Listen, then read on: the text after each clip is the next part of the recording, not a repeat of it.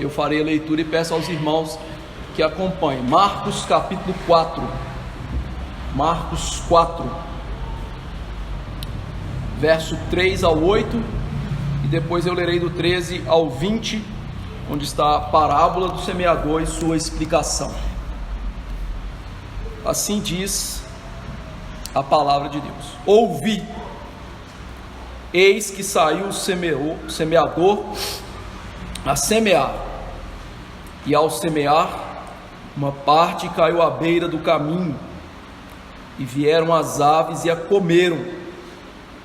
Outra caiu em solo rochoso, onde a terra era pouca, e logo nasceu, visto não ser profunda a terra. Saindo, porém, o sol, a queimou, e porque não tinha raiz, secou-se. Outra parte caiu entre os espinhos, e os espinhos cresceram e a sufocaram, e não deu fruto. Outra, enfim, caiu em boa terra e deu fruto, que vingou, cresceu, produzindo a 30, a 60 e a 100 por um. Agora o verso 13 em diante. Então lhes perguntou: não entendeis esta parábola? E como compreendereis todas as parábolas? O semeador semeia a palavra. São estes os da beira do caminho, onde a palavra é semeada, e enquanto a ouvem, logo vem Satanás e tira a palavra semeada neles.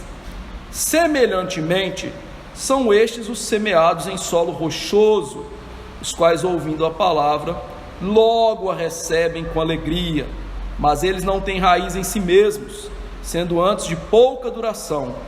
Em lhes chegando a angústia ou perseguição por causa da palavra, logo se escandalizam. Os outros, os semeados entre os espinhos, são os que ouvem a palavra, mas os cuidados do mundo, a fascinação da riqueza e as demais ambições, concorrendo, sufocam a palavra, ficando ela infrutífera. Os que foram semeados em boa terra são aqueles que ouvem a palavra e a recebem, frutificando a 30, a 60 e a 100 por um. Vamos orar. Ó Deus, nosso Pai, Senhor dos altos céus, Rei eterno, é com humildade que nós entramos ante ao trono da Tua graça por meio de Jesus. Se não fosse por Ele, a Tua santidade nos destroçaria, porque somos pecadores. Por isso agora, eu e os meus irmãos, nós nos valemos do que Cristo fez na cruz, para lhe suplicar a Tua graça e a Tua misericórdia sobre nós nessa noite. Senhor, não permita que o solo do nosso coração seja ruim. Dai a todos nós, a mim em primeiro lugar e aos meus irmãos, um solo bom, em que a Tua palavra cai, nós a recebemos, guardamos no coração e a frutificamos. Que o Senhor nos ajude, Deus,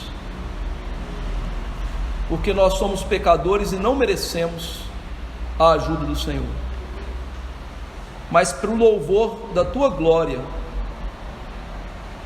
para Ti mesmo,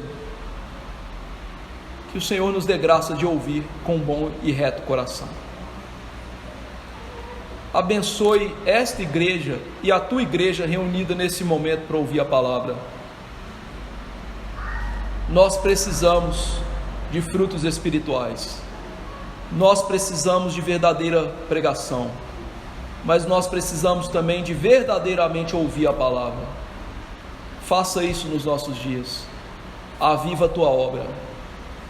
Me ajude agora a ser fiel, me ajude a buscar a excelência na pregação, e ajude o Teu povo a ouvir, Jesus, ao introduzir e fechar essa parábola, ele diz: ouvi. Há uma responsabilidade premente em ouvir as Escrituras, e que nós levemos isso em conta e ouçamos para a nossa salvação. Eu te imploro, e que nessa hora o Senhor volte o nosso coração, a nossa mente para a palavra. O Senhor afaste a ação de Satanás de roubar a semente da palavra das nossas vidas. Em nome de Jesus, amém. Queridos irmãos, como temos visto, Marcos estava demonstrando para os seus leitores que Jesus Cristo é o próprio Deus. Ele nos ensinou que Jesus era Deus porque o Pai o identificou como Filho amado. As Escrituras apontavam para essa realidade, porque Jesus pregava como quem tem autoridade, porque os demônios submetiam a Jesus, porque Ele podia perdoar pecados. Ele era o Deus misericordioso que pregava à multidão e salvava os seus eleitos. E diante então desta clara demonstração de Jesus, de quem Ele é, nós vimos duas reações do público diante disso. Nós vimos que havia pessoas que acreditavam em Jesus e de fato eram discípulos de Jesus, e um inumerável público que queria ver os sinais de Jesus, mas não queria servir a Jesus. Um grande número de líderes religiosos que queriam acusar Jesus, até matar Jesus, mas não queriam servir Jesus. Marcos então nos mostrou, através do caso dos irmãos de Jesus que queriam prendê-lo, que a humanidade é dividida em dois grandes grupos, e só há dois grandes grupos: aqueles que amam a Jesus e aqueles que não amam a Jesus, aqueles que não servem a Jesus. Depois disso, entrando no capítulo 4, na semana passada, na introdução desta parábola, nós vimos que esses que amam a Jesus, eles têm uma característica: eles ouvem a palavra de Jesus e a obedecem. Eles são daqueles que têm responsabilidade em ouvir a palavra, e ao ouvi-la, ela cai no coração, e eles, portanto, praticam essa palavra. Ou seja, os dois grandes grupos da humanidade focam na família de Jesus e naqueles que não são familiares de Jesus. E a família de Jesus era claramente identificada por essa questão: ouve a palavra de Jesus. Nós vimos até que Jesus pregou por parábolas para mandar os ímpios para longe dele, aqueles que não queriam servi-lo para longe dele. Ou seja, algo estarrecedor. Jesus pregava por parábolas para que eles se tornassem mais e mais condenados diante da pregação da palavra. E agora então chegamos no texto de hoje, que é a parábola da boa semente, ou do semeador. E o que essa parábola quer nos ensinar, seguindo a mesma linha? Jesus mostra que o coração bom e reto, que são dos seus eleitos, é o que ouve a palavra. O mau coração rejeita a palavra, são aqueles que não seguem a Jesus. Então, só há dois tipos de coração, por assim dizer: aquele que recebe a palavra, são os eleitos de Jesus, são aqueles que amam a Jesus, eles têm um bom e reto coração. E aqueles que refutam a palavra: eu não quero saber disso, isso não é para mim, que tem um coração mau, pervertido e que não segue a Jesus. Para a gente entender bem isso, eu quero começar a pregar fora de ordem, no verso 13 e 14, em que eu vou ensinar para os irmãos o que é o semeador o que é semente e o que é o solo, para a gente entender bem as parábolas. Então veja que o verso 13, Jesus responde aos discípulos acerca da parábola, ele começa a responder. Nós vimos que Jesus contou diversas parábolas, e os discípulos, eles não entenderam bem o que significavam aquelas parábolas, e sobretudo a parábola dos solos, a parábola da boa semente, ou do semeador. E eles vão até Jesus e questionam a Jesus: o que o Senhor quis dizer com isso?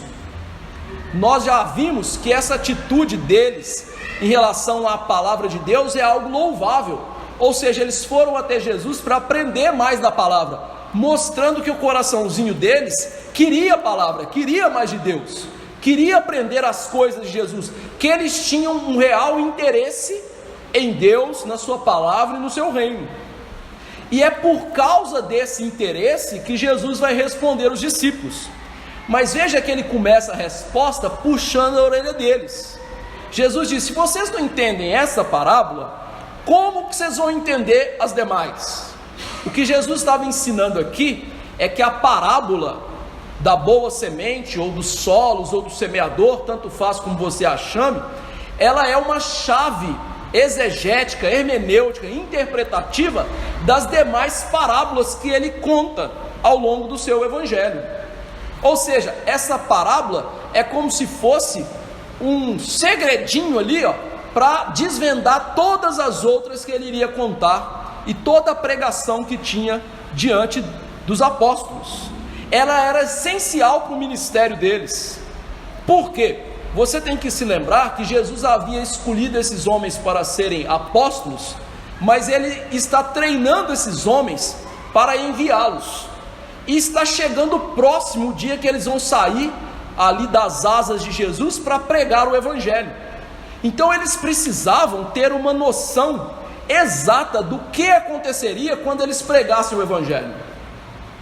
E o que Jesus ia ensinar para eles era uma lição difícil. O que Jesus ia ensinar para eles através dessa parábola é: poucos vão ouvir a palavra com atenção, poucos que ouvirem vocês vão ser salvos. O que Jesus estava fazendo aqui é preparando os apóstolos para o ministério, para que eles não se desanimassem diante da palavra de Deus sendo rejeitada pelos homens, para que eles não se decepcionassem. Porque convenhamos, pense bem, nós temos a palavra de Deus, perfeita, inerrante, maravilhosa, palavra que traz salvação, palavra que contém o evangelho que Paulo chama de poder de Deus para a salvação. Diante disso, ao pregar, você pensa o quê? Se eu tenho essa arma na mão, esse poder na mão, as pessoas têm que ouvir, as pessoas têm que aceitar, e elas têm que ser salvas. Mas Jesus estava ensinando para eles o contrário: as pessoas vão ouvir, elas não vão aceitar e elas não vão ser salvas. O que ele estava ensinando para eles era a dureza do ministério, que o ministério é uma guerra, que os resultados vêm com dificuldade, e que muitas vezes os resultados nem vêm, e isso não é o que nós desejamos. Ou seja, Jesus está criando casca nesses homens, para eles serem varões de verdade, para eles não desanimarem no evangelho. E aí veja então que ele mostra que o semeador semeia a palavra, o verso 14. Eles deveriam entender que o ministério deles era um ministério pastoral, semelhante a um trabalho de um trabalhador da roça. Meus irmãos, todo mundo sabe que trabalhar na roça não é algo fácil, né? Trabalhar na lide da roça é um trabalho duro. Trabalhar com solo, trabalhar com animais é algo difícil. E o trabalhador muitas vezes tem um trabalho ingrato. Você lança a semente e morre. Você lança a semente e não dá o quanto você quer. Mas veja que Jesus mostrou para eles qual semente eles deveriam mandar para o solo.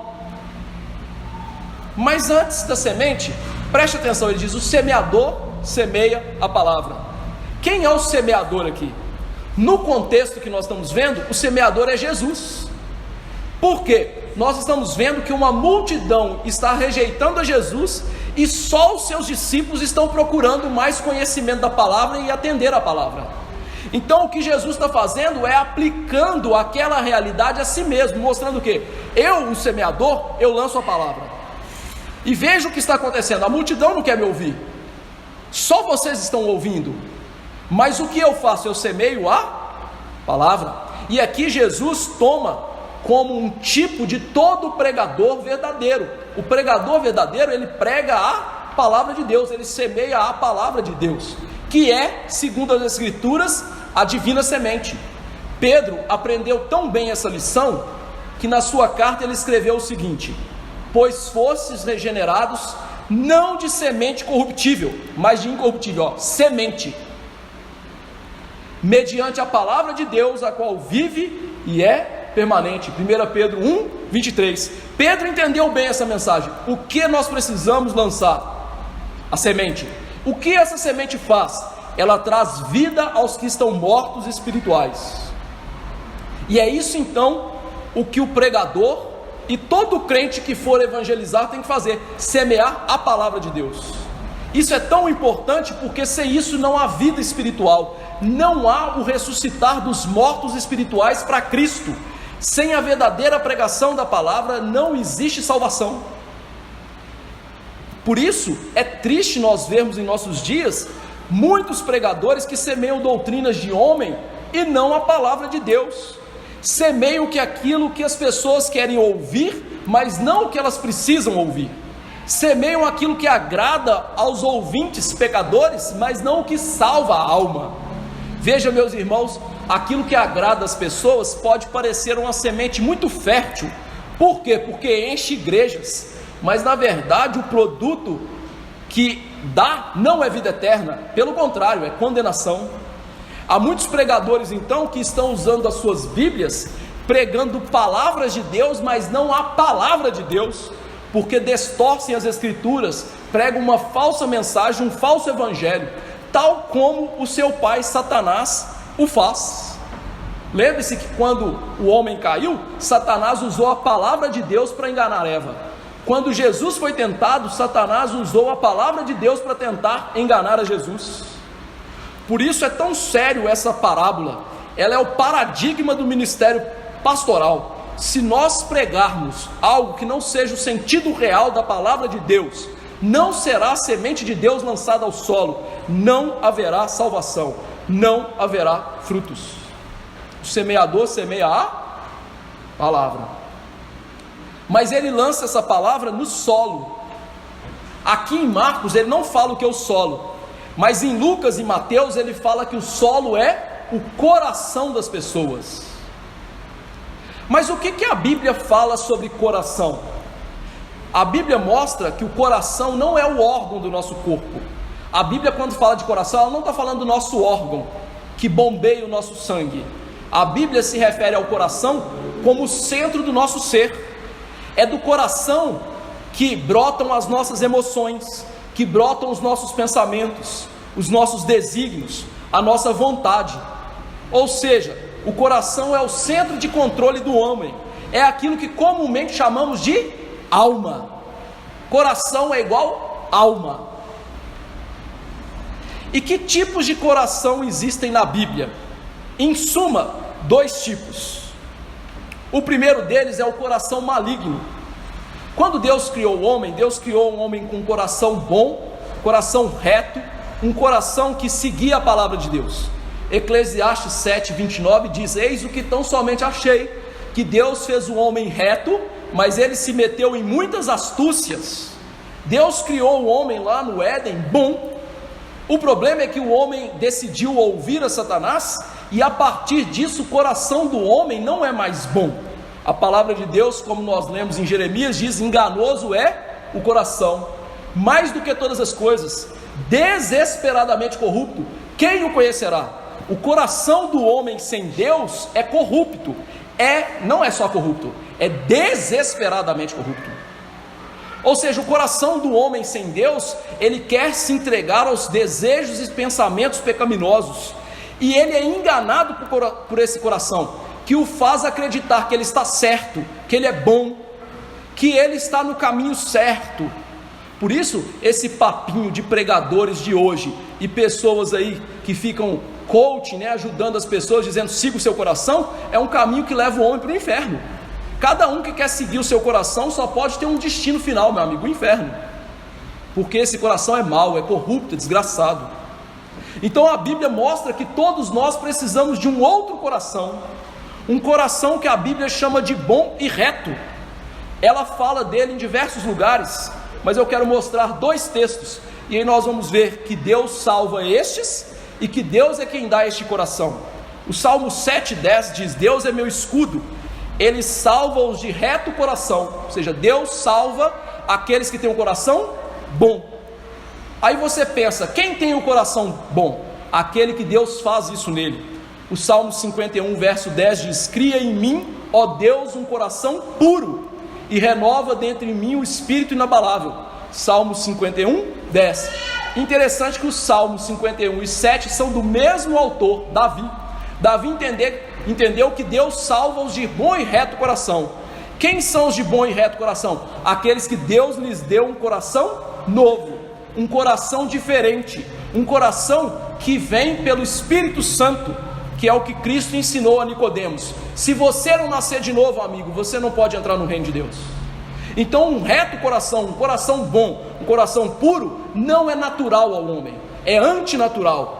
É algo que vem da grandeza de Deus para o homem pecador, que ele não merece, mas que ele precisa desesperadamente para a sua salvação.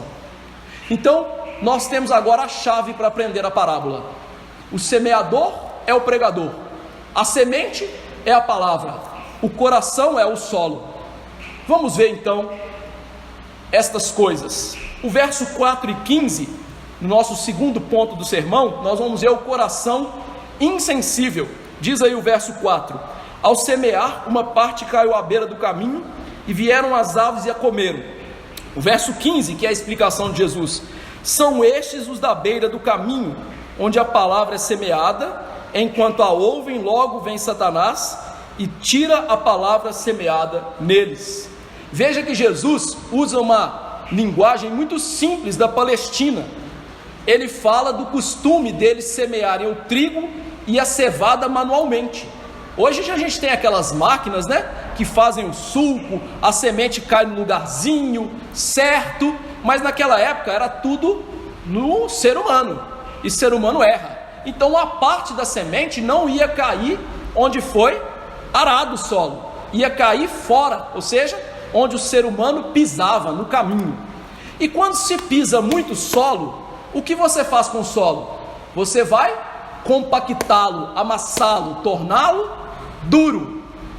Então a semente não penetra ali. Diante disso, as aves vêm e veem aquela semente no chão e comem. Agora Jesus explica o que é isso. Os da beira do caminho são aquelas pessoas que elas ouvem sermões, mas não prestam atenção nenhuma no sermão. Eles frequentam o culto por formalidade, ou seja, eu aprendi a frequentar o culto, ou por modismo. Afinal, identificar-se como um crente é algo que traz respeitabilidade em alguns lugares. Ou seja, essas pessoas querem parecer respeitáveis diante dos homens. Há hoje, nos nossos dias, um costume desse, né? Até mesmo artistas como a Gretchen, que vive fazendo um filme pornográfico, ela que é crente. Ou seja, para quê? Para se dizer respeitável. Porém, essas pessoas não têm interesse pela pregação. Para elas, a pregação é um blá blá blá, é um amontoado de palavras, de nomes, de considerações que elas não entendem. E elas não querem entender, porque a pregação não fala para elas das coisas que elas gostam. De quê? Comida, dinheiro, bebida, roupa, empresa.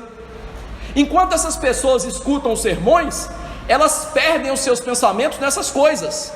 Para elas não importa se a pregação está falando do evangelho, da alma eterna delas que está indo para o inferno, ou pode ir para o céu. A pregação para essas pessoas, ela esquece, e ela pensa na conta, na faculdade, no emprego, nos problemas, mas não gera efeitos. É como uma garoinha caindo numa pedra ígnea que não pode ser quebrada com uma garoa. Quando termina o sermão, essas pessoas saem da igreja e não sabem o que foi dito. O triste é que existem milhões e milhões de cristãos que estão nesse estado espiritual. Dificilmente você vai estar numa igreja onde essas pessoas não estão aos borbotões. Domingo após domingo, essas pessoas permitem que o diabo tome a palavra delas, tire do coração. A boa semente é comida por Satanás. Semana após semana, elas vivem sem fé, sem temor de Deus, sem conhecimento, sem graça, nada sentindo em relação à palavra, com nada se importando. Elas são desinteressadas pelo cristianismo, como se Jesus não tivesse morrido na cruz, e para elas Jesus pouco importa. É nessa condição que com frequência elas morrem, são sepultadas e perdem-se para sempre. E aqui nós temos 3 aspectos que identificam esse coração.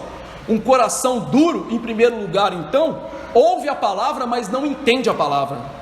Já viu aquelas pessoas que falam assim: eu leio a Bíblia e não entendo nada? É esse tipo de gente. Um coração duro é como esse solo que bateu e não cai mais nada, meu amigo. São corações inquietos, perturbados. Eles se preocupam com as coisas do mundo, as coisas que vão e vêm são as que mais lhes chamam a atenção, e neles a palavra é pisada. Esse ouvinte é um homem indiferente, a rotina da vida insensibilizou. Essas pessoas se conformam com os carros passando, a vida andando para lá e para cá, mas nunca a palavra abre sulco no coração para a semente entrar. Eles são satisfeitos consigo mesmos, eles são agarrados aos seus hábitos, escravos da rotina, orgulhosos da sua religião, ou da ausência da sua religião, são consumidos no prazer, não levam nada a sério em relação à igreja. O mais leve pretexto é motivo deles não estarem na igreja, deles não lerem a Bíblia, deles não orarem. Tudo para eles é desculpa para não mudar de vida. É daquele gente tipo assim: amanhã eu mudo, amanhã eu leio, amanhã eu escuto, amanhã eu faço. Em segundo lugar, esse coração duro é onde a semente é pisada, ou seja, ele despreza a semente do Evangelho. O coração dessa pessoa é tão dura que ela despreza o ouro das Escrituras. E pior, eles se abrem para aquilo que o mundo quer dizer para eles, para as influências das pessoas que estão indo para o inferno, que são insensíveis iguais a eles, mas são essas pessoas que eles ouvem. Já viu esse tipo de gente que vive ouvindo pregação na internet, de pastorzinho engraçadinho que está indo para o inferno, não sabe nada de Jesus, mas é isso que eles escutam? Esses corações são, como diz a palavra de Deus em Jeremias e Oséias, campos não lavrados, hostis. Em terceiro lugar, pior, a semente é roubada. Para eles, por sua distração, por sua falta de preparação em vir para o culto e ouvir a palavra com diligência, Satanás vem e toma a semente, arrebata a semente do coração.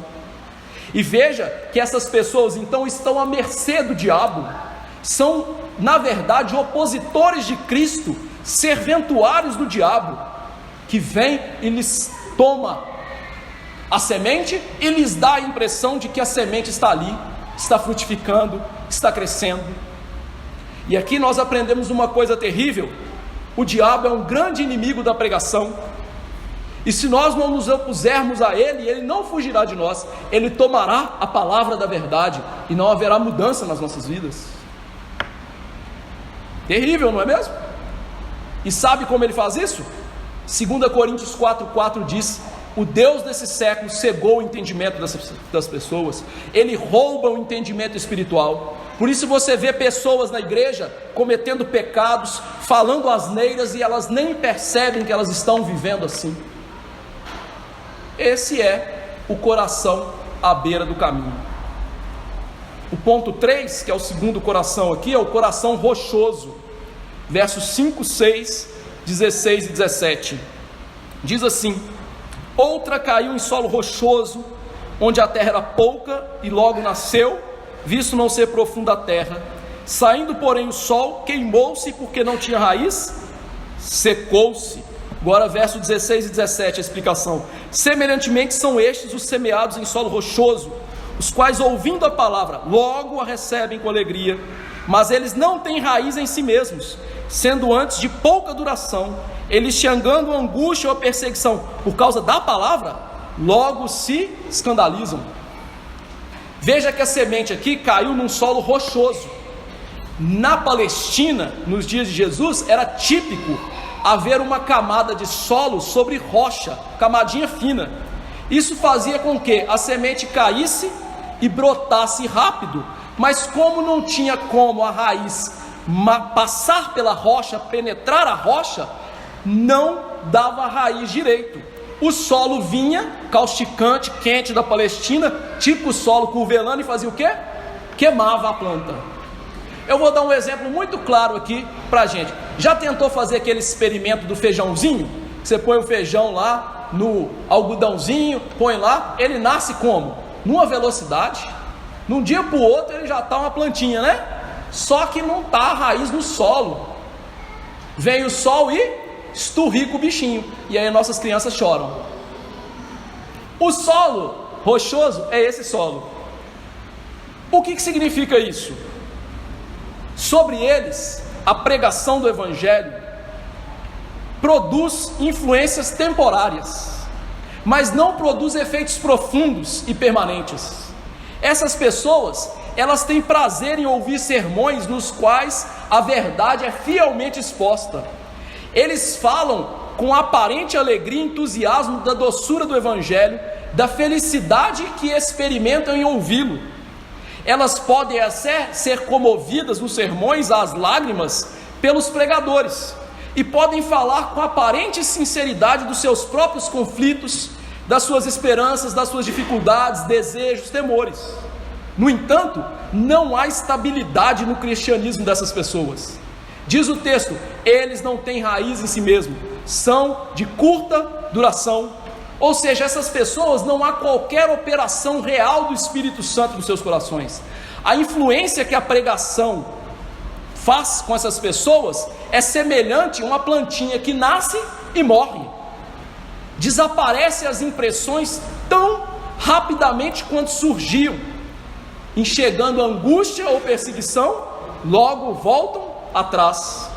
A virtude que eles têm então mostra-se como a nuvem da manhã, como o orvalho da madrugada, passa rápido. A religiosidade que eles têm não possui vida. Eles são como uma planta que nós arrancamos e damos para nossa esposa e no dia seguinte está murcha. E em qualquer lugar nós temos esse tipo de ouvinte. Eles não são descuidados, eles não são desatentos, eles não são como muitos ao seu redor que não estão nem aí, mas eles não estão em boas condições espirituais. Eles se enganam por acreditarem que sentem prazer na pregação, que ouvem bem. Por essa razão eles acham o quê? A graça de Deus está no meu coração. No entanto, a verdade é que eles estão na estrada que leva para a perdição. E aqui nós temos 3 aspectos que também vão identificar esse coração. Primeira coisa, eles têm uma resposta irrefletida à palavra de Deus. É rápida, mas sem reflexão. Tanto Marcos quanto Mateus usam a expressão logo. Cai a semente e logo produz. Essas pessoas, elas são daqueles tipos de gente que vai na igreja e eles, no calor do momento, eles aceitam a palavra, fazem isso com alegria, mas rapidamente eles se escandalizam. A palavra escandalizar aqui tem a ver com tropeçar, cair, deixar o caminho. Sua decisão é, portanto, baseada na emoção e não na reflexão da palavra. São ouvintes emotivos, entusiastas, fogo de palha, sentem alegria, mas essa alegria é passageira. O terreno deles aí é como as pessoas que vivem superficialmente o cristianismo. Elas fazem promessas rápidas, vou mudar de vida, vou deixar esse pecado. O abandono dessas coisas é rápido também. A emoção, meus irmãos, é importante. Não estou aqui criticando a emoção, chorar, rir ao ouvir o Evangelho, mas a emoção não basta. Ela precisa brotar do entendimento profundo da palavra, da sólida experiência cristã com Cristo, do provar de Cristo, do gozar de Cristo. Deixa eu tornar mais claro, agora eu vou desenhar para vocês. Esse tipo de gente é aquele que vai numa igreja e os pastores costumam fazer apelo e chega no final do culto e fala assim: quem que quer aceitar Jesus? Aí vem aquele monte de gente na frente. eu aceito Jesus, faz uma oração, sou crente. Aí daqui a um ano, o que acontece com essas pessoas? Estão todas lá no mundo fazendo coisas piores do que eles faziam antes. O segundo aspecto, então, é que esse coração não tem perseverança. Ele é um ouvinte que, como disse Jesus, não tem raiz em si mesmo. Sua fé é o que a Bíblia chama de temporária, não é uma fé verdadeira. Na verdade, a resposta ao Evangelho não foi uma resposta do coração. Não houve transformação, nascimento, não houve mudança. Houve adesão, mas não conversão. Entusiasmo, não convicção. Essas pessoas, elas se acham em vantagem em relação aos demais, porque a resposta foi rápida, o crescimento foi rápido, espantoso. Só que, como diz o texto aí, não tem umidade, não tem raiz. O calor do sol rebenta com essas pessoas. Ou seja, eles constroem a sua vida numa base cristã falsa.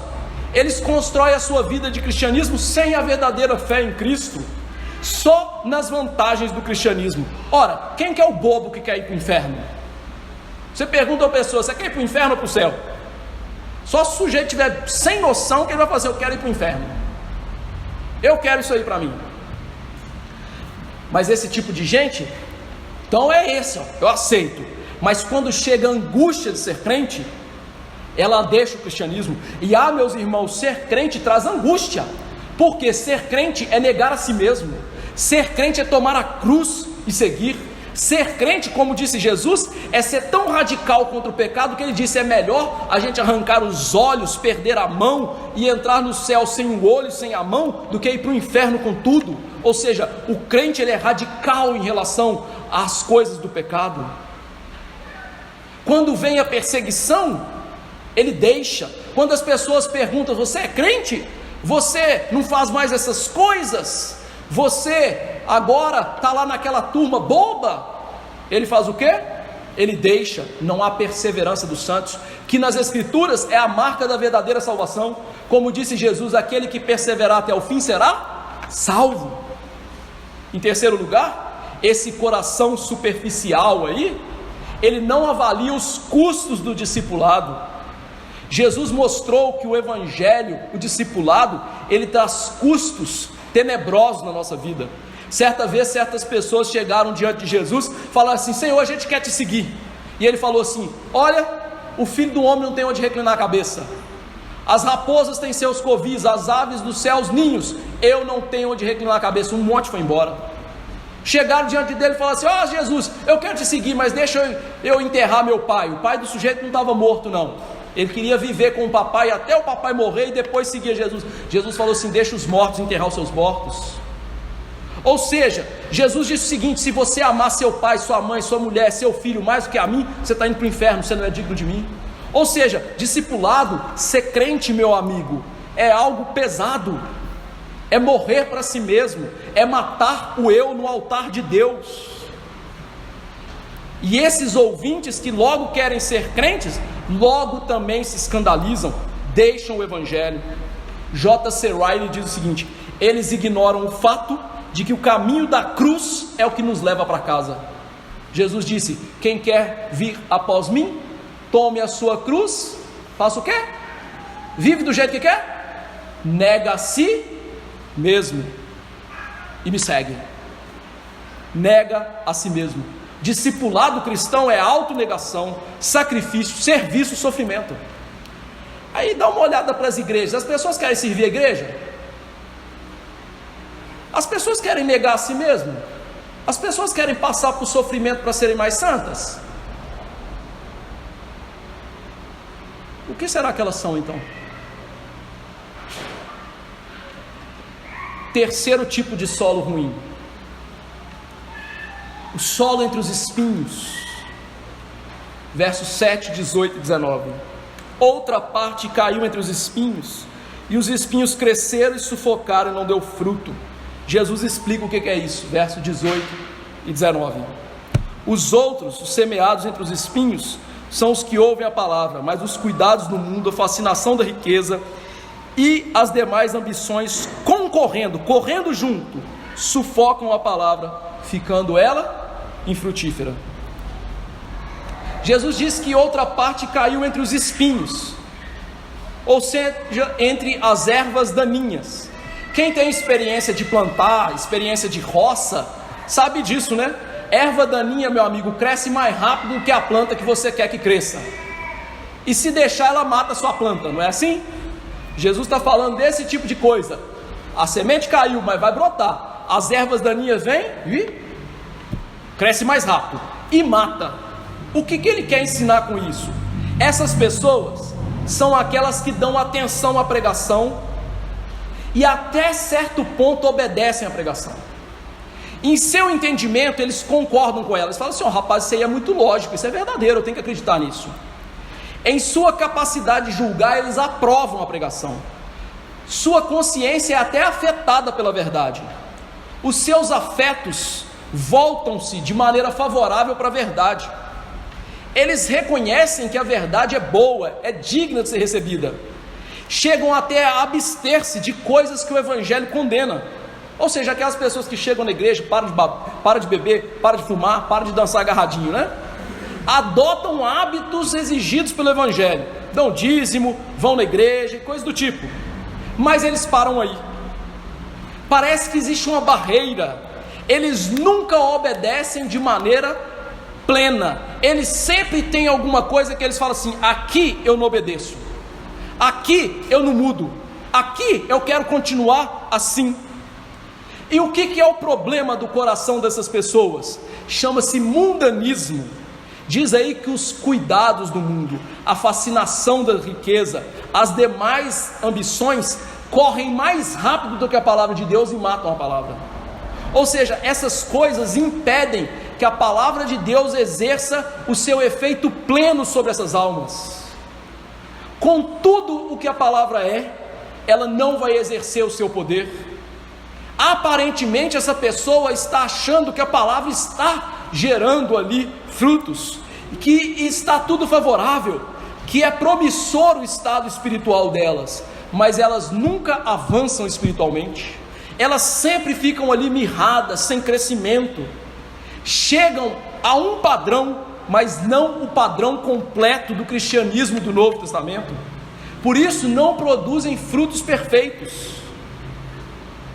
Meus irmãos, nós ministros de Cristo, nós podemos citar casos e casos semelhantes, e essas pessoas são as mais melancólicas na igreja, porque elas vão tão longe, mas não avançam, percebem tanto, mas continuam cegas, reconhecem tanta coisa, mas não se entregam devidamente a Cristo. Elas ainda têm reservas em relação a Jesus, e isso é deplorável, porque só há um veredito para essas pessoas. Se não houver definitiva mudança completa, holística, geral na sua alma, elas não entrarão no reino dos céus. Por quê? Porque elas são amiguinhas do mundo. E Tiago diz: aquele pois que quiser ser amigo do mundo, constitui-se inimigo de Deus. Como os demais corações descritos, nós temos aqui alguns aspectos. Nós temos 5 aqui. O solo entre os espinhos, ele ouve, mas ele não recebe. A semente aqui, ela é sufocada. Significa o quê? Que as ervas daninhas desse mundo a matam. Ou seja, essa pessoa, ela consegue ouvir as coisas, aprender as coisas, mas aquilo não penetra no coração para mudá-las. Ela não dá a primazia à palavra de Deus. Isso é chamado na teologia reformada de fé intelectual. Ou seja, você entende o Evangelho, você aceita que o Evangelho é verdade, mas você não muda de vida completamente. Essa semente, veja que ela disputa espaço com a outra planta que cresce mais, que sufoca, concorre, cresce mais rápido. Os espinhos crescem, matam a palavra. Marcos então retrata o coração dessa pessoa como um campo de batalha disputado. Só que ela perde. O espírito do mundo inunda a vida dela com uma enxurrada de mundanismo para matar a semente do Evangelho. O que essas pessoas fazem? Existe uma multiplicidade de interesses na sua vida que toma o lugar de Deus. Essa pessoa, ela é descrita como aquela que não tem tempo para Deus, há coisas mais urgentes a se fazer. Ou seja, são daqueles tipos de pessoas que trabalham, chega no fim do dia, não leram a Bíblia, e isso é corriqueiro na vida delas. Ou seja, ganhar dinheiro, cuidar da minha vida é mais urgente do que o Evangelho. Em segundo lugar, veja que essa pessoa, ela é afeita aos cuidados do mundo. Meus irmãos, o mundo, que esse sistema maligno, que prega uma vida longe da Bíblia, ele quer cuidar de você, ele quer tomar conta da sua vida.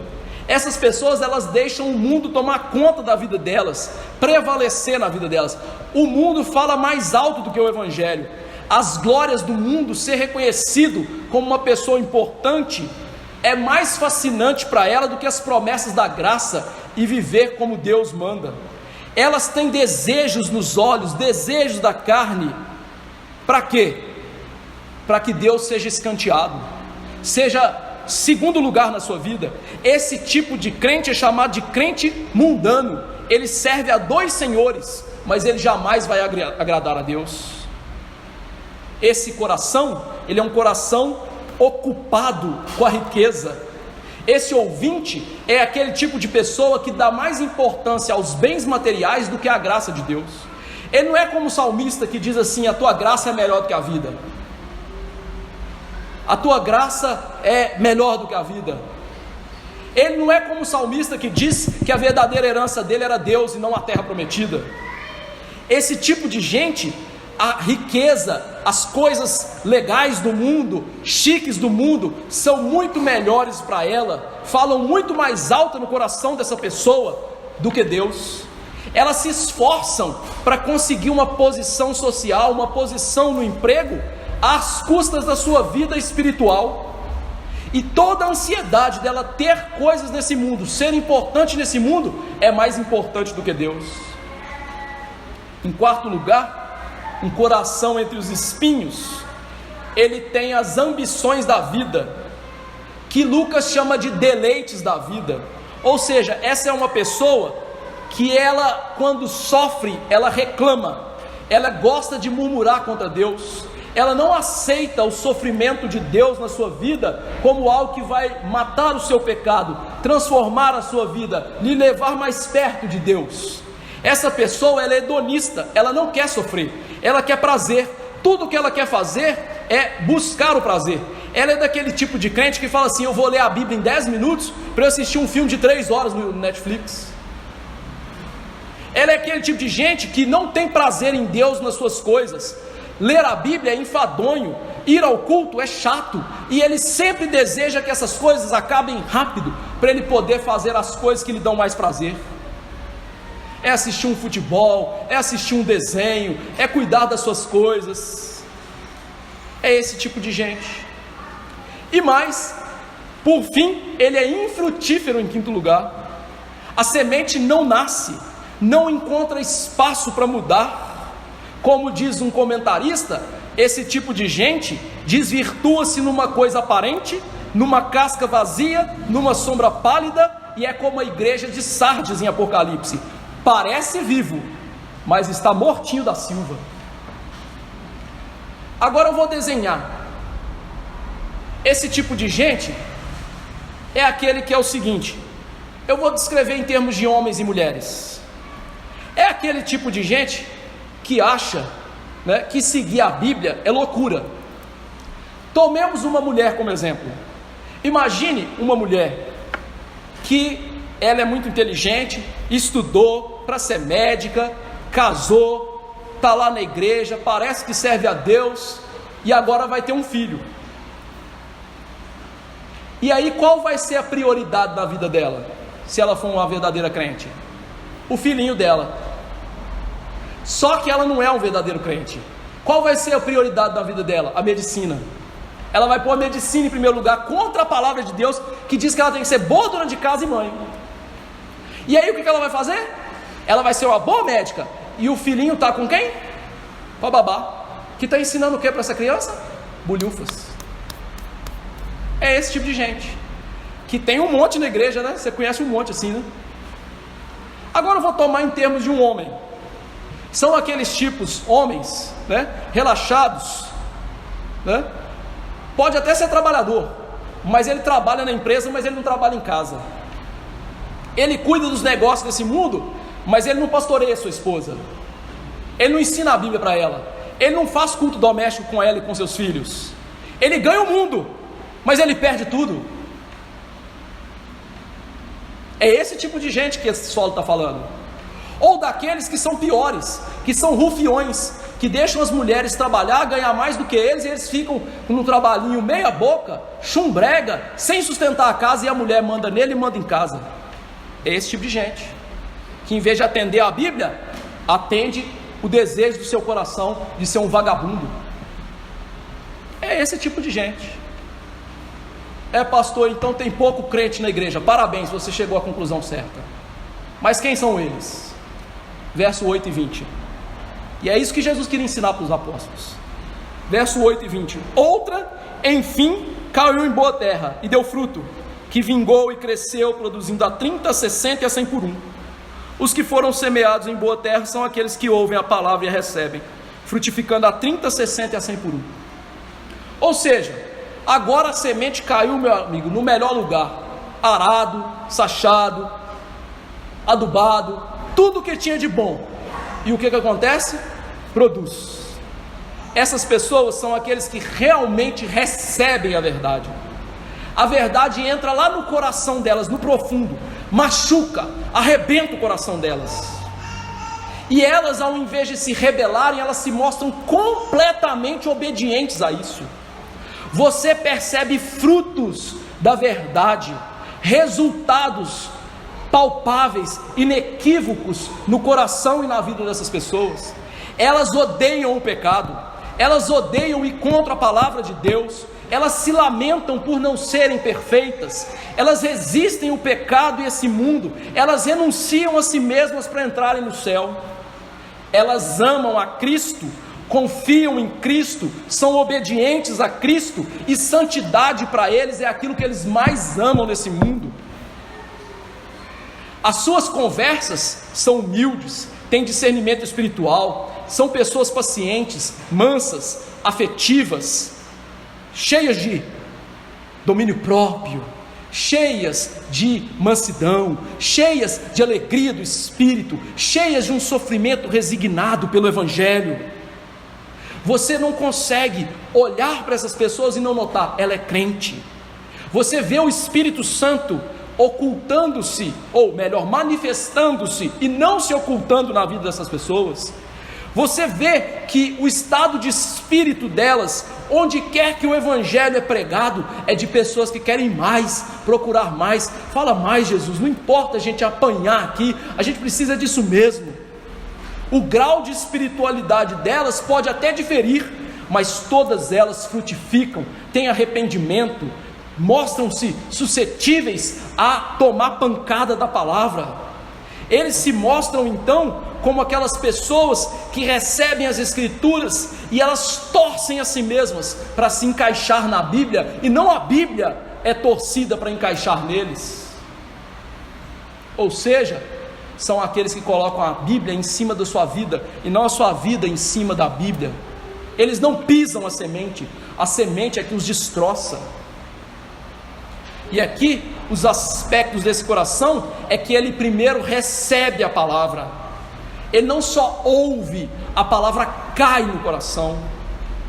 Lucas diz que ele ouve com um bom e reto coração, ou seja, ele ouve a palavra não rilhando os dentes, não com raiva do pregador, mas amando a palavra, o pregador.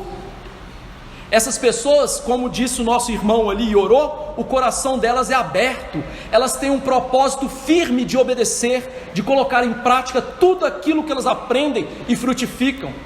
Elas não ouvem e dizem, ok, isso é certo, mas eu não vou fazer. Elas ouvem, ok, é certo, e é isso que eu quero viver, ainda que seja quase impossível. Elas então, ao verem que as suas vidas não estão de acordo com o pleno padrão do Evangelho, elas choram, meu amigo, elas se humilham, elas se rasgam diante de Deus, elas se aborrecem, como disse Ezequiel, elas têm nojo de si mesmas. Em segundo lugar, esse coração frutífero, diz aí que o fruto vinga, cresce, O que se distingue esse campo dos demais é que nele a semente não apenas nasce e cresce, mas vinga, frutifica, permanece, tem perseverança. Jesus está descrevendo o verdadeiro crente, então, como aquele que persevera na vida. Ele vem com as provações da vida, ele vem com as durezas da vida de cristã, ele sofre perseguições por causa da sua fé, mas ali ele permanece firme, como uma árvore plantada junto às correntes da água do Espírito Santo. Ele vai sempre produzir, porque ele nasceu de novo. A marca dele é aquilo que Jesus disse: pelos frutos você conhece a árvore, e ele, meu amigo, dá um bom fruto. E não é por pouco tempo, é sempre, é constante. Ele não se desvia, ele se mantém no caminho. Ele sabe que o caminho é estreito, que ele vai chegar arranhado nos céus, mas é para lá que ele está indo. O seu prazer não está na terra, o prazer dele está no céu. Ele almeja o céu, ele sonha do céu, ele fala do céu, ele fala do Cristo do céu. Ele quer ver o Senhor da glória. Em terceiro lugar, ele produz em diferentes proporções.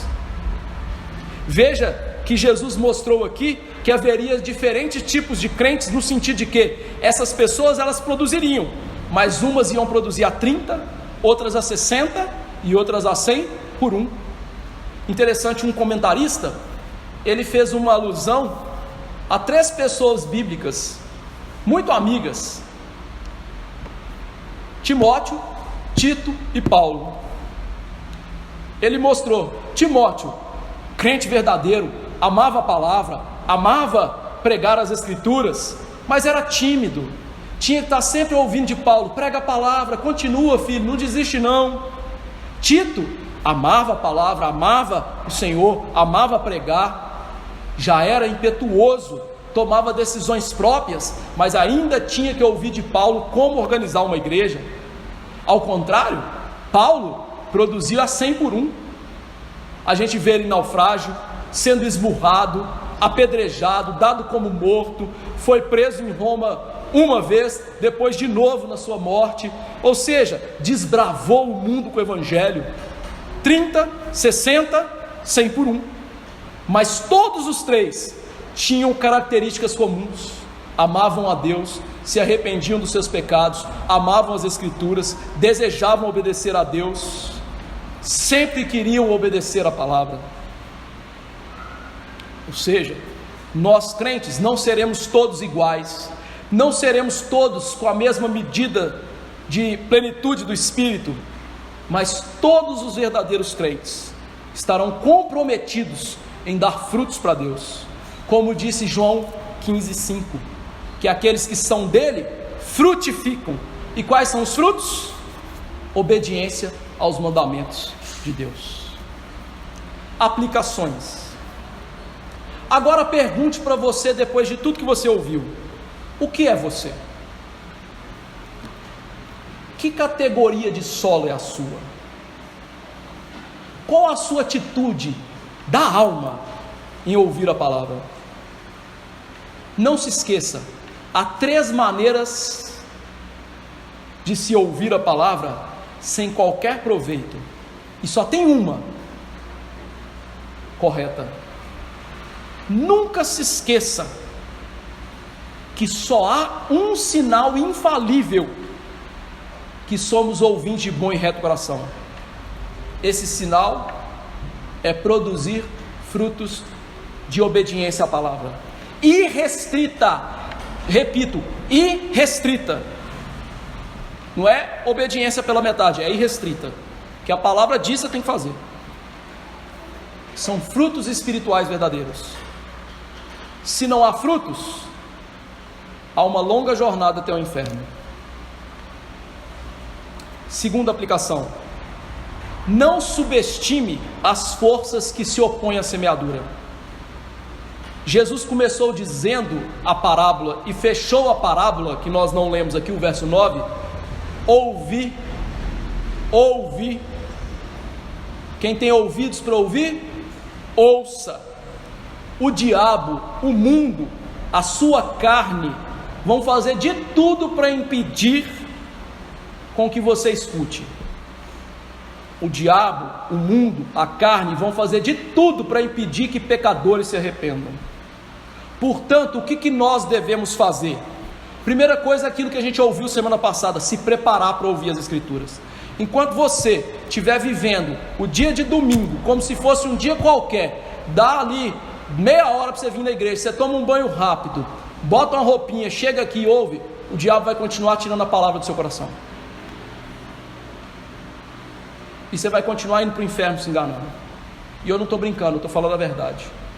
Espero que você tenha entendido isso. Primeira coisa então é se preparar. A segunda coisa então é saber que a semeadura espiritual é uma grande guerra contra o nosso inimigo. E que nós não devemos levar a pregação como brincadeira. Eu estou aqui em guerra, você está em guerra. Já viu como é que eu desço aqui todo domingo? Se eu pudesse ter um buraco aqui para eu entrar e parar na minha cama, não é nem na minha casa, na minha cama, eu faria. Porque eu estou em guerra aqui. Com o coração de vocês, com a desatenção de vocês, com o diabo que quer tirar a palavra de vocês. Eu estou em guerra, não estou brincando. Então o que você tem que fazer? Una forças. Ore pela pregação da palavra. Ore para que o seu coração receba a palavra. Ore para que o evangelismo avance adequadamente. Ore para que os pastores sejam fiéis. Ore para que os ouvintes sejam fiéis. Terceira aplicação: não superestime as respostas imediatas ao evangelho. Se tem um ditado popular que é muito verdadeiro, é: as aparências enganam. Nem toda pessoa, como disse Jesus, Senhor, Senhor, entrará no reino dos céus. Muitas pessoas vão aderir à fé cristã, mas sem conversão. Por isso, tome cuidado com a aparência da sua conversão e com a aparência da conversão de outras pessoas. É necessário dar tempo ao tempo. Nós devemos observar as pessoas longamente para ver se de fato produzem frutos espirituais. E esse é um dos motivos que a entrada rápida na igreja, como é dos nossos dias, é tão desgracenta para a igreja. Desculpa o neologismo, né? É tão horrível para a igreja. A pessoa chega na igreja, ouve meia dúzia de pregação, faz 10 lições, é crente. É crente o quê, rapaz? Não sabe nem quem que é Jesus, não sabe nem o que é pecado, não sabe nem o que é graça, não sabe nem o que é o pacto de vida pelas obras, não sabe nem os mandamentos e é crente? Aonde? Quantos ímpios são admitidos na igreja sem nenhum fruto espiritual? E o quanto que isso faz mal à igreja? Sabe por quê? Pecado individual é pecado coletivo na Bíblia. Eu vou contar uma historinha bíblica rápida para você entender isso. Você lembra quando Israel destruiu Jericó? Todo mundo feliz. Uau, vencemos uma grande nação, vamos guerrear contra a próxima. Chegou diante de Ai, ih rapaz, esse povo aí, ai ai deles, né? Vão com meia dúzia de 3 ou 4 que a gente passa a carroça. Só que esquecem que um tal de Acã, da tribo de Judá, tinha escondido uma capa babilônica debaixo da sua casa com ouro e prata. O que aconteceu com Israel? Todo Israel perdeu a guerra. Qual que é a lição espiritual? O pecado de um é o pecado de todos. Você ficar vivendo o pecado dentro da sua casa, você vai matar a nossa igreja. E veja que um monte de ímpio vem para dentro da igreja e está lá, o jovenzinho dormindo com a namorada, né? Parabéns, não é casado não, mas está dormindo com ela. O outro dando calote na praça, parabéns, está aqui dentro da igreja. E destruindo a igreja. E como eu fiz a aplicação da família, né? Quantas famílias estão destruindo a igreja porque vivem do jeito que querem? É por isso que o nosso catecúmenos aqui é 8 meses, e eu acho que é pouco. Se eu pudesse, eu colocava uns 2 anos, mas eu acho que alguém ia me matar, né? Na igreja primitiva era 3. Para ser membro da igreja você precisava 3 anos, meu amigo. Para quê? Para entrar crente. Os ímpios têm que ficar lá fora. Quarta aplicação: não subestime diante de tudo isso o poder da palavra. A verdade que nós estamos pregando aqui, ela é poderosa de tal maneira que você percebeu que o solo pedregoso e espinhento, ela nasceu e produz algum frutozinho? Ou seja, a palavra nunca volta vazia. ela vai produzir salvação, mas ela vai também produzir juízo. E é por isso que nós pregamos a palavra, para salvação e juízo. Mas nós que pregamos e saímos semeando com choro, nós vamos colher feixes. Por isso que a gente não pode desistir de pregar a palavra. Por isso que a gente não pode desistir de ser sério numa igreja. Talvez o fruto não apareça agora, ele apareça daqui a 5, 10 anos, mas ele vai aparecer no tempo de Deus, se nós não desfalecermos.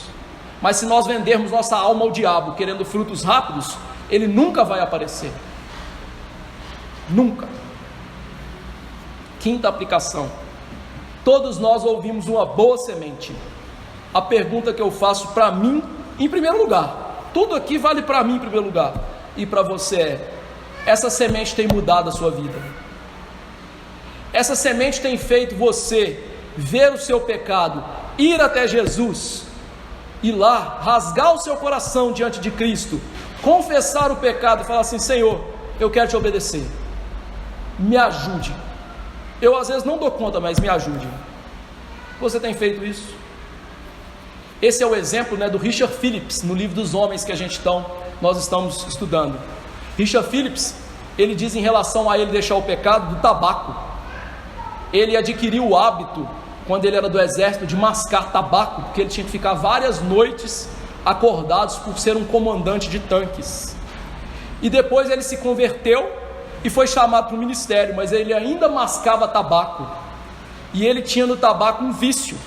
Não era um tabaco assim, ele não é dominado por aquilo, era um vício. O que ele fez?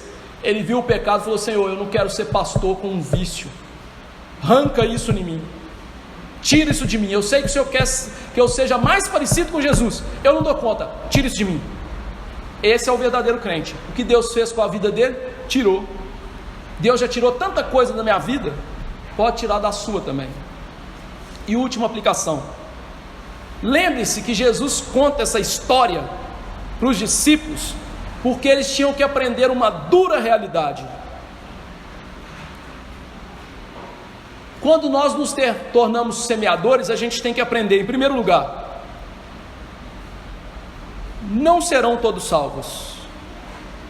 Nós vimos aqui um solo que produziu frutos.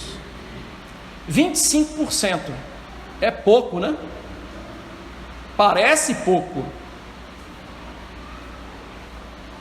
O que eles tinham que aprender é que muitos iam ouvir, muitos iam se identificar como cristãos, mas poucos se tornariam como Jesus. Apenas alguns iam ser realmente salvos, poucos em cada lugar. Na somatória da história, muitos, milhares de milhares, mas em cada geração, cada igreja, cada lugar, poucos. Jesus nos conta isso para a gente esperar esse resultado. Em segundo lugar, para animá-los, é que esses poucos iam produzir uma grande colheita, a 30, 60 e 100 por um. Ou seja, o trabalho duro de semear, quando nascesse de verdade, produzisse de verdade, não iria desapontá-los, iria lhes dar uma grande colheita espiritual, que eles podiam se regozijar diante de Jesus. E essa é uma grande lição que devemos tirar.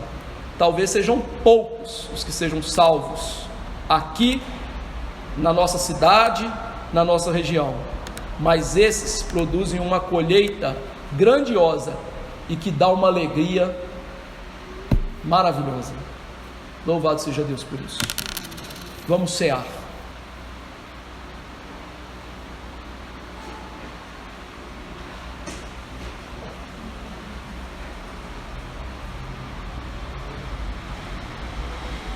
Senhor José Flávio, vou pedir o senhor para vir aqui à frente, chamar o Éder também para vir aqui à frente e nos ajudar hoje. Por favor, higienizem a mão dos senhores.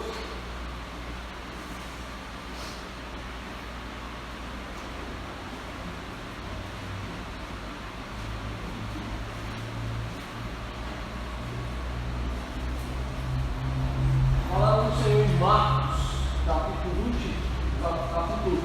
14, verso 22, diz assim: quando comiam, tomou Jesus um pão e abençoando, partiu e lhes deu, dizendo: tomai, é meu corpo. A seguir tomou Jesus um cálice e, tendo dado graças, deu aos seus discípulos, e todos beberam dele. Então lhes disse: isso é meu sangue, o sangue da nova aliança, derramado em favor de muitos. Em verdade vos digo que jamais beberei do fruto da videira, até que o dia em que o hei de beber novo no reino de Deus. Jesus aqui, meus irmãos, está num momento tenebroso da sua vida, quando todos os apóstolos iriam deixá-lo. Ele ia morrer debaixo da ira de Deus, mas mesmo assim a gente vê o amor de Jesus aqui com a sua igreja, preocupado com os seus discípulos. Se não fosse pela graça de Jesus, pela misericórdia de Jesus, cairiam. O diabo nos tentou, o diabo quis peneirá-los como trigo, como ele disse para Pedro. Mas aqui está Jesus, a provisão espiritual para eles. Provisão que perdura até hoje e ficará até o dia da volta do nosso Senhor Jesus Cristo. A ceia do Senhor. O que é essa ceia? Primeiro, a gente viu aqui um memorial. A gente disse: vocês vão fazer isso em memória de mim. Vão lembrar do que eu fiz por vocês. Morri por vocês. Dei minha vida, deu sangue por vocês. O sangue da aliança nova, ou seja, aquele sangue que traz o verdadeiro perdão de pecados, que traz a verdadeira pureza de consciência, de alma, que a lei é impressa no coração. Em segundo lugar, é um alimento espiritual dos apóstolos e para nós. A ceia do Senhor não é só um memorial, ela é um alimento espiritual. Mas sendo um alimento espiritual, nós estamos diante de algo muito perigoso, porque alimentar-se inadequadamente da ceia do Senhor é tomar juízo, como Paulo diz. Vou fazer uma comparação para vocês. Já comeram sushi? Há certos tipos de sushi que é feito com baiacu, né? Se o cara não cortar direito, cai uma toxina que é fatal. Ou seja, aquela comida que é tão gostosa para aquelas pessoas, se não for preparada direito, mata. A Santa Ceia, que é tão gostosa, se não tomar direito, mata. Então a gente precisa tomar a Santa Ceia, primeiro, reconhecendo quem somos, pecadores, imerecedores da graça de Deus. Segundo, reconhecer se somos crentes de verdade. Terceiro, se nós fazemos parte de uma igreja, isso é para crente, não é para qualquer um chegar aqui e meter a mão na mesa, é a mesa dos crentes. Então, se nós somos crentes, participamos de uma igreja verdadeiramente cristã, não estamos em disciplina, nós podemos e devemos tomar a Santa Ceia. Não sem antes confessar o nosso pecado, julgar a nós mesmos.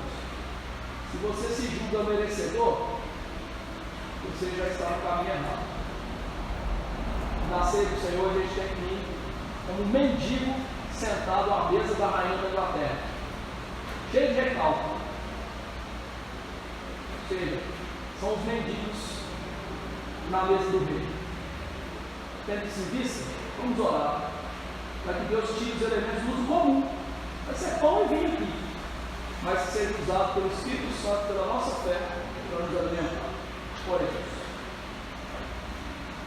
Deus Todo-Poderoso, estamos diante da tua santa mesa, Senhor, preciosa, doce como mel, mas amargo ao estômago, porque nos relembra quão pecadores somos, quão perdidos vagueávamos, quão tristemente e inutilmente resistimos à tua graça.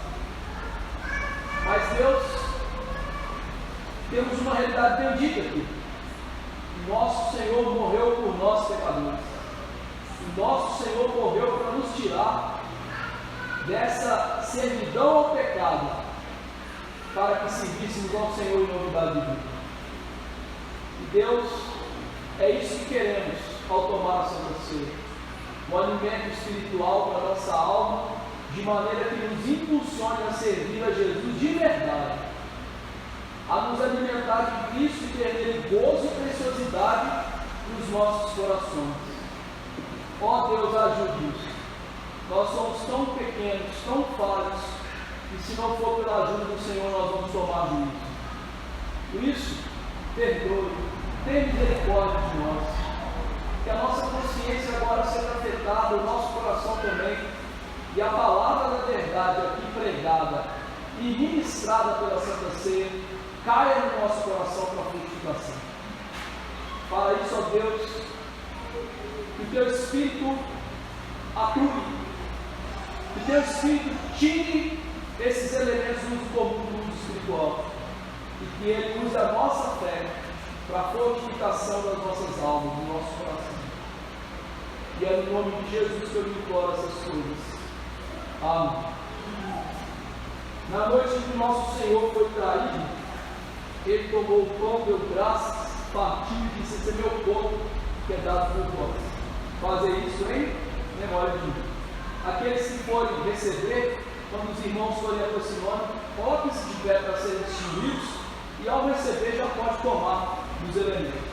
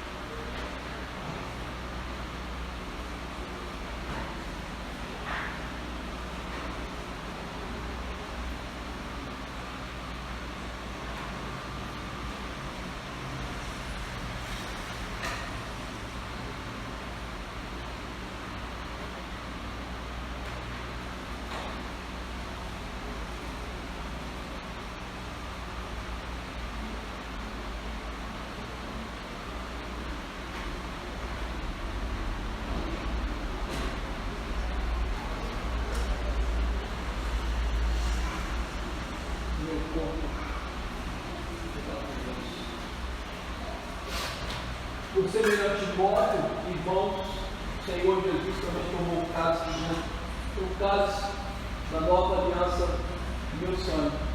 Fazer isso todas as vezes que os reunidos em memória de mim. Eles que tomaram do pão também devem tomar do cálice do nosso Senhor.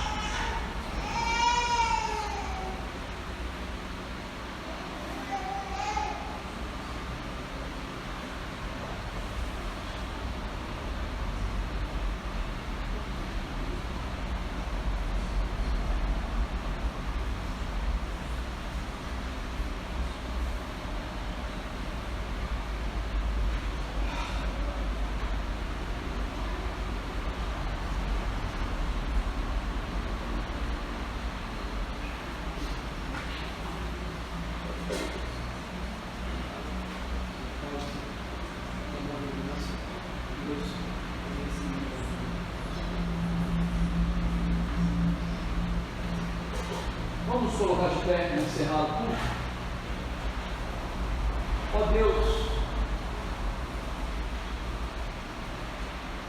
te louvo pela palavra do Senhor, tão esclarecedora para as nossas vidas. Que essa palavra caia no meu coração e produza como na vida dos meus irmãos. Eu sei, ó Deus, que esses resultados seguem as Escrituras. mas é possível ter uma igreja saudável, onde a maioria é crente, fiel, que ama a palavra, deseja o Senhor Jesus e obedecer. E é isso que eu quero para a nossa igreja. Eu quero que os meus filhos espirituais estejam comigo no gozo dos altos céus, no dia da volta do meu Senhor e Salvador. Como Isaías pode dizer na sua geração, os filhos que o Senhor deu, o nosso mestre pode dizer de maneira plena, que assim nós, pregadores fiéis, possamos dizer naquele dia: nos ajude a não desistir e a pregar a palavra. Nos ajude a semear as Escrituras, chorando, lançando os nossos pães sobre as águas, para que eles venham ainda mais. Abençoe o teu povo, ó Deus, os teus eleitos aqui e onde quer que eles estejam, para que frutifiquem. Abençoe a igreja dos nossos dias, tão fraca, tão cheia de ímpios e mundanos. Limpa a tua igreja, traga uma verdadeira reforma e avivamento dos nossos dias. Ó Deus, meu coração tem ansiado por isso. O coração de pastores fiéis tem ansiado por isso. Nós temos gemido pela tua igreja, nosso coração está dilacerado e sangrando. Escuta-nos, por amor do teu nome. Um dia Moisés orou assim, por amor do teu nome. O que diriam os ímpios? O que diriam os gentios? Então, por amor da tua própria glória, nos dê frutos espirituais abundantes. Confirma a obra das nossas mãos, ó Deus. Que ao passar pelo deserto da vida, passemos frutificando como árvores plantadas no manancial do teu Espírito. Nos dê essa graça. A tua graça que é melhor do que a nossa própria vida. Se o Senhor houver de tirar a graça da vida, tire a nossa vida, mas não a tua graça. Ó Deus, não nos tire as Escrituras, não nos tire a pregação, não nos tire, ó Deus, os pastores fiéis espalhados pelo mundo. Por favor, olhe por nós como mendigos, como aquele Bartimeu que gritou para o filho de Davi: tem misericórdia de mim, tem misericórdia de mim, minha família, da minha igreja, em nome de Jesus. Amém. Que a graça do Senhor Jesus Cristo, o amor de Deus, o Pai bendito, e a terna, doce consolação do Espírito seja com os eleitos hoje e para sempre. Amém. Queria sentar, irmãos.